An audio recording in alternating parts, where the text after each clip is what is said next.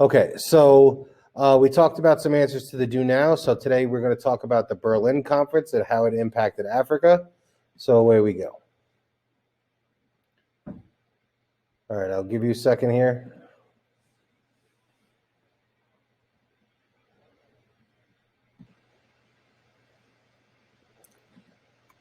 All right, so in the 14 and 1500s, Europeans went on a quest for discovery, right? Exploration.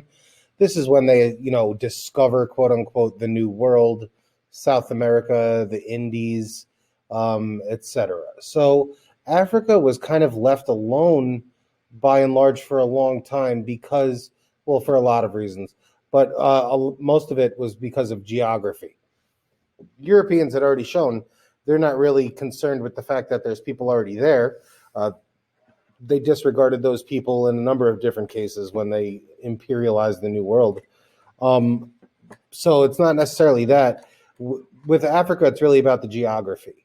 There are certain geographical challenges that are presented by Africa that are kind of unique.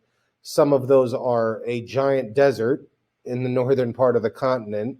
Another part is thick, dense rainforest jungle, basically, in the middle part of the continent. And the other part of the problem is the rocky, irregular coastline that makes it very difficult to dock ships, and port cities are few and far between. So for all of these reasons, Africa was kind of able to resist this period of discovery and exploration. But as industry continues to kind of ramp up, the need for raw materials will kind of outweigh those difficulties. So eventually Europe will set its sights to Africa. Africa has a wealth of raw materials at their disposal, so Europeans certainly desire the vast majority of them in order to kind of maintain their industrial output. And that's really what this is about. So all these European countries begin a kind of a race to imperialize Africa in an attempt to kind of get their hands on the resources. The thing that we have to kind of keep focused on throughout this unit is this is all about economics. Morals and humanity have nothing to do with this topic. This is all about economics. So, imperialism and kind of conquering these people and these places, it's all for financial gain. And that's the thing we have to remember. All right, I will give you a second here.